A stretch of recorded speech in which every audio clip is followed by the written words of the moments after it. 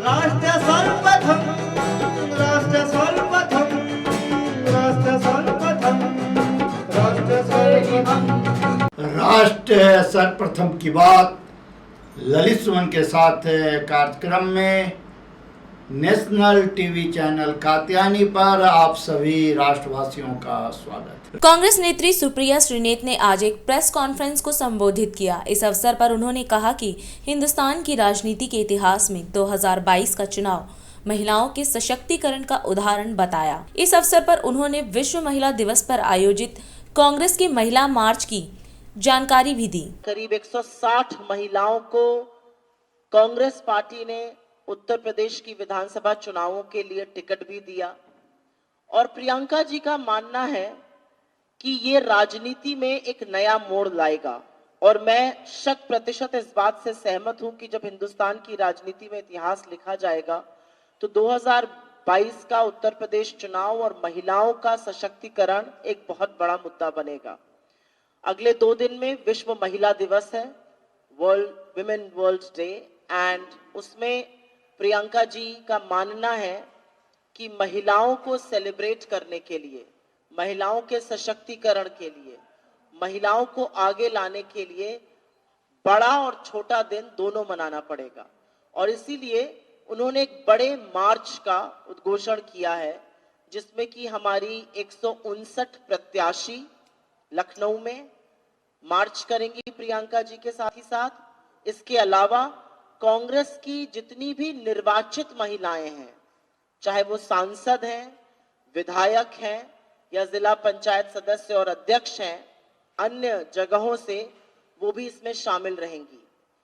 ये मार्च महिलाओं के लिए तो है ही, महिलाओं के सम्मान के लिए भी है, उनको आगे लाने का एक और मौका है, लेकिन कहीं ना कहीं ये मार्च उन महिलाओं के लिए भी है जिन्होंने इतिहास रचा और ये मार्च शुरू होगा बेगम हजरत महल चौराहे से।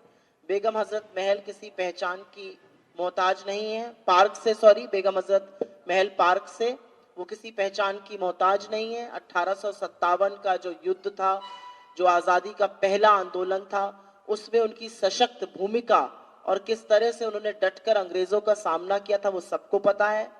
वहां से होते हुए ऊधा देवी चौराहे से होते हुए, और ऊधा देवी फिर से मैं बोलना चाहूंगी, आजादी के आंदोलन में उनकी सक्रिय भूमिका, उनकी निडरता, उनकी निर्भीकता और जिस तरह से उन्होंने अंग्रेजों का सामना किया था वो अपने आप में एक मिसाल है।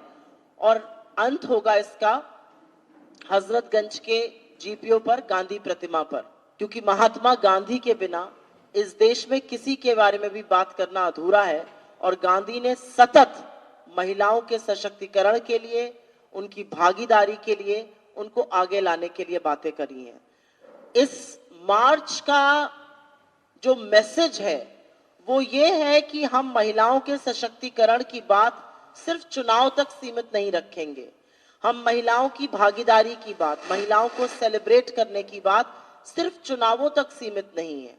हमने जो कहा वो किया। प्रियंका जी ने मन बनाया था, प्रियंका जी ने अपना वादा पूरा किया। She walked the talk on empowering women और अब इस मार्च के जरिए और भी महिलाओं को मौका मिलेगा उनके साथ कंधे से कंधा चलाने के लिए। मैं यहाँ पर जरूर बोलना चाहती हूँ कि जब प्रियंका जी ने चुनाव का कैंपेन शुरू किया था तो बहुत लोगों को लग रहा था कि शायद ये नारा ही है, आगे इसमें क्या होता है।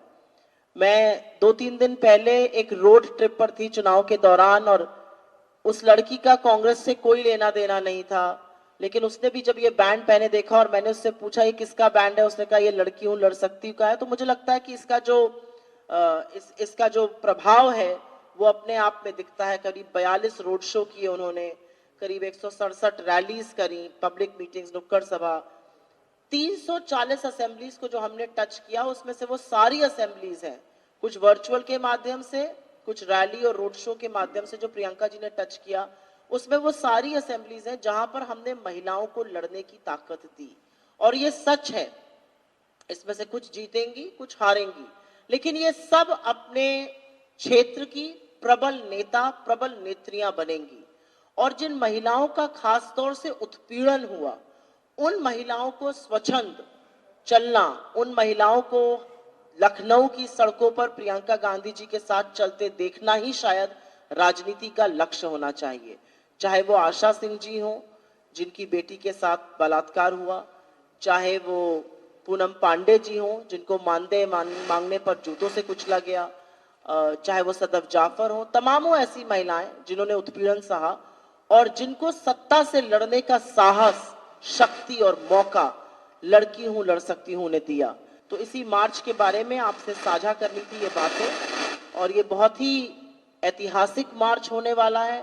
इसमें कांग्रेस पार्टी के तमाम विधायक अन्य जगहों से, अन्य राज्यों से, महिला विधायक, महिला सांसद, महिला अन्य निर्वाचित सदस्य, जिला पंचायत वगैरह के यहाँ पर सम्मिलित होंगे। और मुझे लगता है कि अपने आप में 8 मार्च, वैसे तो हर दिन महिलाओं का होना चाहिए आधी आबादी का, लेकिन 8 मार्च का जो एक सिंबोलिज्म है वो अपने आप में मुझे लगता है प्रियंका गांधी जी के इस मार्च से जरूर प्रतिबिंबित।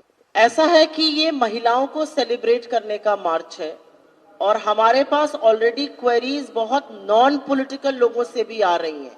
इसमें सिर्फ, वैसे तो हमने इनवाइट अपने निर्वाचित सदस्यों को किया है, हमने अपने प्रत्याशियों को बोला है, लेकिन इसमें तमाम समाज सेविकाएं, तमाम डॉक्टर्स, तमाम अधिवक्ता, वकील, शिक्षा जगत से जुड़े हुए लोग, फिल्म जगत से जुड़े हुए लोग, ऐसे तमाम लोगों के आने की संभावना भी है जिन्होंने आगे से बढ़कर बोला है कि वो इस मुहिम का हिस्सा बनना चाहते हैं और वो इसमें शामिल होना चाहते हैं। इस सूचना को जरूर आगे पहुंचाइए और आप लोग भी, आप में से जो महिलाएं इसमें जुड़ना चाहें, ये महिलाओं के सशक्तिकरण की बात है और मुझे ऐसा लगता है ये सारी चीजें दलगत राजनीति से ऊपर है।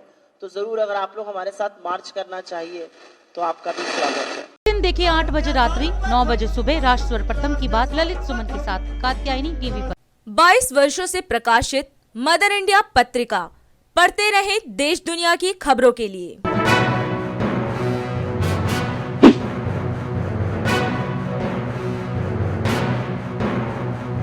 26वें वर्ष में आपके लोकप्रिय समाचार पत्र इंडिया दर्पण का प्रवेश। आप देखते रहे अपने क्षेत्र की खबरें।